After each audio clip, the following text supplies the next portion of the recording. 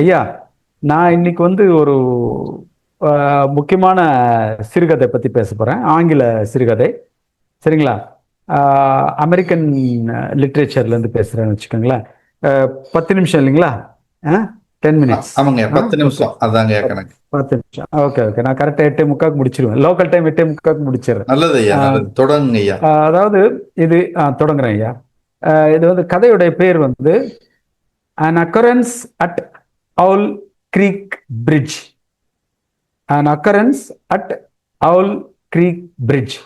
Owl Creek Bridgeல் நடந்த ஒரு நிகழ்ச்சி, அப்படி தமிழாக்கம் வச்சுங்களேன். Owl Creek Bridge. இது வந்து கதை பப்ளிஷ் ஆன ஆண்டு, அதை சொல்லணும் இல்லைங்களா? கதை வந்து வெளியான ஆண்டு வந்து 1890. கதையின் பின்னணி வந்து அமெரிக்கன் சிவில் வார், உள்நாட்டு கலவரங்கள், அமெரிக்கானுடைய உள்நாட்டு கலவரங்கள். கதை எழுதின ஆசிரியர் வந்து அந்த உள்நாட்டு கலவரத்தில் ஒரு வீரராக இருந்தவர். ஒரு பக்கம் அவரை போராளின்னு சொல்லும், இன்னொரு பக்கம் புரட்சியாளர்னு சொல்லும். அது நமக்கு இலக்கியத்துக்கு தேவையில்லாத மேட்டர். அவர் வந்து ஒரு American civil war veteran soldier. அந்த அளவில் நம்ம வந்து பார்ப்போம். சரிங்களா? இது வந்து கதையினுடைய பின்னணி. கதை எப்படி தொடங்குதுன்னா, அந்த அவுல் கிரீக் பிரிட்ஜ் அப்படின்ற ஒரு பாலத்தில் வந்து ஒரு மனிதனுக்கு வந்து தூக்கு தண்டனையை வந்து நிறைவேற்றுவதற்காக எல்லாரும் இருக்கிறாங்க. ஒரு பெரிய இராணுவ பட்டாளமே வந்து அவரை வந்து தூக்கு மேடையில் நிறுத்தியிருக்கு. அந்த ஆங்கில இலக்கியத்துக்கே உள்ள அந்த விவரிப்புகள்லாம் ரொம்ப பிரமாதமா இருக்கும். அந்த தூக்கு தண்டனைக்கு எப்படி நிற்கிறாங்க, அந்த அந்த பிரிட்ஜினுடைய எந்தெந்த பக்கத்துல எப்படி காவலாளிகள் நிற்கிறாங்க, அந்த தூக்கு மரம், அவருடைய இது அப்படியே வந்து அந்த அதாவது நம்ம வந்து நினைக்கிறோம், நம்ம வந்து ஒரு சிலருக்கு வந்து ஒரு ஸ்கூல் ஆஃப் தாட் இருக்கு.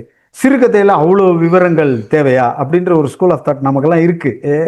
சமயத்துல நாமளே கூட படிச்சிருப்போம், ஒரு சிறுகதைக்கு இவ்வளோ நிலப்பரப்பு இது தேவையான்ட்டு. பட் இந்த கதையில அந்த மொத்த நிலப்பரப்பையுமே அவர் வந்து விவரிப்பார். அந்த அவுல் கிரீக் பிரிட்ஜினுடைய அமைப்பு, அதனுடைய காவல், ஒரு தூக்கு மேடைக்கு ஒரு கைதி போறான்னாக்கா எப்படி இருக்குன்றத மொத்தமா வந்து விவரிச்சுட்டு அவன் ஏன் தூக்கு மேடைக்கு போறான் அப்படின்றதை வந்து விவரிப்பாங்க. ஒரு சின்ன சிவில் தகராறு, ஒரு எப்பவுமே வந்து புரட்சி வெடிக்கும் போது ஒரு சின்ன தகராறுமே வந்து அது வந்து ஒரு புரட்சியா தான் பார்க்கப்படும் அப்படின்றத வந்து அவங்க வந்து அதுல வந்து பதிவு செய்யறாங்க.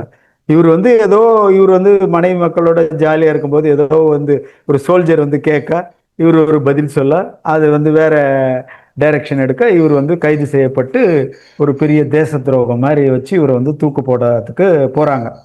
இப்போ இவர் வந்து தூக்கு மேடையில ஏத்திட்டாங்க.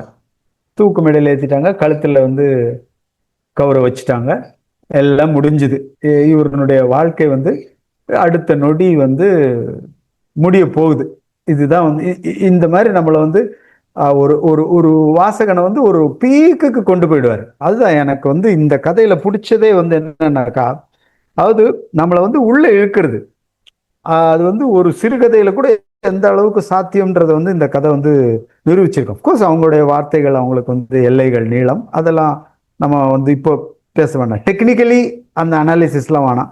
அவர் நம்மளை வந்து கதைக்குள்ள இழுத்துட்டு போயிட்டு பீக்கு அவனை வந்து ஹேங் பண்ணிடுறாங்க. இவர் வந்து ஆர்டர் கொடுக்குறாரு, ஹேங் பண்ணிடுறாங்க. ஹேங் பண்ணோன்னா ஒரு பெரிய ஃப்ளாஷ், ஒரு தூக்கு தண்டனை கைதிக்கு என்ன நடக்கணுமோ அதெல்லாம் வந்து இவருக்கும்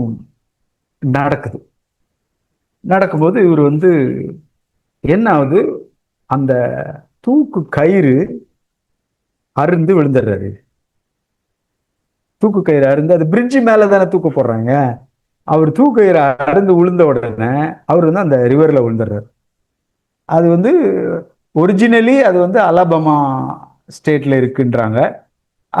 சாரி, ஒரிஜினலி அது வந்து இதுல இருக்கு, பென்சில்வேனியா சம்திங் அந்த ஸ்டேட்ல இருக்கு. ஆனா இவர் வந்து அலபாமால இருக்கிறத வந்து எழுதியிருப்பாரு. கதாசிரியருடைய பேர் வந்து ஆம்ப்ரோஸ் பீர்ஸ், மறந்துடாதீங்க. ஆம்ப்ரோஸ் பீர்ஸ் நக்கரன்ஸ் அட் அவுல் கிரீக்னு அடிச்சிங்கன்னாக்கா கொட்டும் இதுல கூகுளில். சரிங்களா? ஓகே. அப்போ வந்து இவர் வந்து விழுறாரு, தண்ணியில வந்து விழுறாரு. தண்ணியில விழுந்தா என்ன பண்ணுவாங்க? தூக்கு தண்டனை கைதி தப்பிச்சு விட்டுருவாங்களா? ஃபயர் பண்றாங்க, தண்ணிக்குள்ள வந்து ஃபயர் பண்றாங்க. இவர் வந்து கீழே போறாரு, தப்பிக்கிறாரு. அதுக்கப்புறம் வந்து இவங்களுடைய குண்டடி வந்து இவருக்கு வந்து படமாட்டுது. இவங்க வந்து சுடுறதெல்லாம் வந்து இவர் வந்து குண்டடி படும்னு சொல்லிட்டு நினைச்சு சுடுறாங்க, குண்டடி படல. அவர் அப்படியே நீந்திட்டு போயிட்டு கரையேறார். ஒரு பெரிய பாறைகள் நிறைஞ்ச ஒரு இடம். அதுல ஏறி போறாரு. அவருக்கு வந்து வேதனை, உடம்பு வேதனை, அந்த கழுத்துல அந்த கயிறு இறுக்கி அந்த வேதனை, அதுல இருந்து தப்பிச்ச வேதனை, எல்லாத்தையுமே வந்து தாங்கிக்கிட்டு ஓடுறாரு. இவர் வந்து தன்னுடைய வீட்டை நோக்கி ஓடுறாரு. அவர் வீடு அத கதையை படிக்கும் போதே அதெல்லாம் விவரமெல்லாம் ஆயிடும். அவர் வீடு அங்கனுக்குள்ளதான் இருக்கும். ஏன்னா அங்க நடந்த குற்றத்துக்கு அங்கேயே மரண தண்டனை விதிக்கப்பட்டு அங்கேருந்து அப்படியே கூப்பிட்டு வந்துடுறாங்க. அந்த மாதிரி இவர் தன்னுடைய வீட்டை நோக்கி ஓடுறாரு. அதாவது நீங்க வந்து 10 கமாண்ட்மெண்ட்ஸ் படம் பார்த்தீங்கன்னா அதுல அந்த மோசஸ்னுடைய லாஸ்ட் சக்தி எல்லாம் முடிஞ்ச பிறகு அவ வந்து ஒரு வசனம் வந்து ஒலிக்கும். That is the end of man power அப்படின்ட்டு. Man's power, I think man's பவர்னு நினைக்கிறேன் வசனம். அந்த மாதிரி அவருடைய எல்லா சக்தியும் திரட்டி வீட்டுக்கு வரைக்கும் போறாரு. வீட்டு வரைக்கும் போனோன்னா அங்க வந்து மயங்கி விழுந்துடுறாரு. வீட்டு வாசல்ல வந்து மயங்கி விழுந்துடுறாரு. விழுந்த உடனே யாரும் வரல, அப்படியே மயக்கம் போட்டு வந்து விழுந்துடுறாரு. யாரும் வரல, எல்லாம் ஒரு இதா போய்கிட்டே இருக்கு. சரி சொல்லிட்டு அடுத்த நாள் காலையில அவருக்கு வந்து அந்த தன்னுடைய மயக்கம் தெளிஞ்சு வந்து எழுந்திருக்கிறார். மயக்கம் தெளிஞ்சு எழுந்தாருனாக்கா இவருடைய தோட்டத்திலே இவர் வந்து படுத்து கிடந்திருக்கிறார். அந்த ஓடி வந்து அந்த களைப்புல வந்து அந்த தோட்டத்திலே படுத்து கிடந்திருக்கிறாரு. எழுந்து பாக்குறாரு, ஓ நம்ம தோட்டத்துக்கே நம்ம வந்துட்டோமா, இப்ப என்ன, இப்ப அடுத்து என்ன, மனைவி மக்களை சந்திக்கணும் அதுதானே அப்படின்னு சொல்லிட்டு அவரு நினைக்கும் போது ஒரு பெரிய பிளாஷ், மின்னல் அடிக்குது.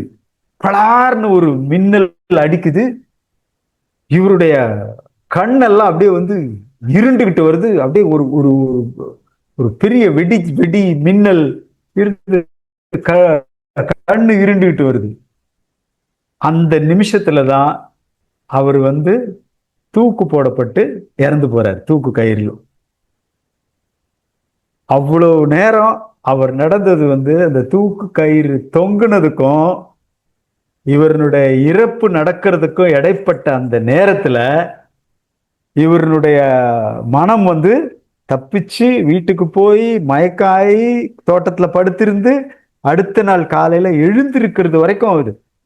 அந்த அதாவது கடைசி வரி திருப்பம் தேவையா, கடைசி வரி வரைக்கும் கதையை நகர்த்திட்டு போகணுமா, ஒரு தடவை படிச்சுட்டா அடுத்த தடவை சுவாரஸ்யம் இருக்காது, அதெல்லாம் இல்லை. இந்த கதையை நான் வந்து 10 வாட்டி படிச்சிருப்பேன்.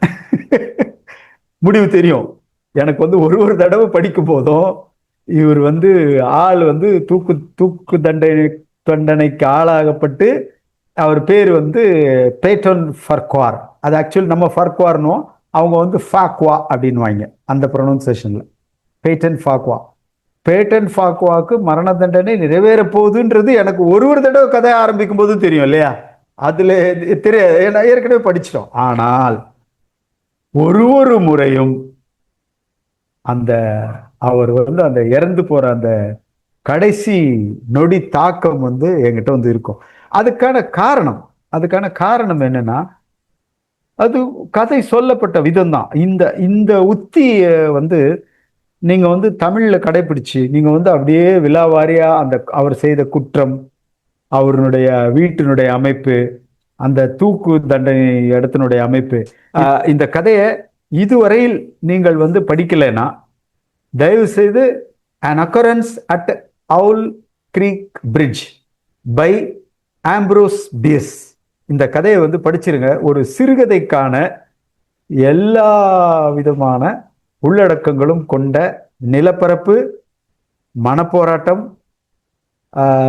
சமூக புரட்சி, அதாவது civil war, American civil war எவ்வளவு முக்கியமான விஷயம் அது அப்புறம் தனி மனித அவஸ்தைகள், அரசு வந்து எப்படி வந்து ஒரு போராளிய கையாளுது, எல்லாம் உங்களுக்கு வந்து சரித்திரம், நிலப்பரப்பு, தனிமனித போராட்டம், உத்திகள் அப்படின்னு எல்லாமே இருக்கக்கூடிய ஒரு கதை.